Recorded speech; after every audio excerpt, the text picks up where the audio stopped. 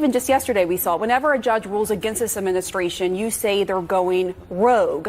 Do you think a judge should just rubber stamp what your White House does? If not, what checks and balances do you think should be in place for this White House? It is not the job of a district court judge to perform an individual green light or red light on every single policy that the president takes as the head of the executive branch. Just think about the premise baked into your question, respectfully, Pam. You're saying that when the American people elect a president of the United States of America, I'm not saying well, it's the implication, who is the sole head of the executive branch. Well, let me finish. I will answer the question happily. Look, when you have these kinds of lazy assumptions built into questions, it makes it hard to have a constructive dialogue. What is a lazy assumption? I said you all had to win. You said no. You said is it my expectation? I'm speaking. You said is it my expectation? It's not just you. It's the whole media. Democracy cannot function. In fact, democracy does not exist at all if each action the president takes, foreign policy, diplomatic, military, national security,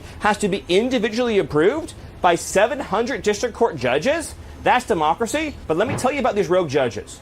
This is the most litigated issue over the last 10 years. Over the last 10 years, whether or not to deport the foreigners who invaded our country illegally. You want a democracy in this country? When Americans vote, when they cry out and they beg for a president to come and save them from this invasion, and some district court judge in San Francisco or Manhattan tries to shut it down and shield these foreigners from deportation, while the courts did nothing to stop Joe Biden and his administration and his officers, the Mayorkas, from overseeing this invasion.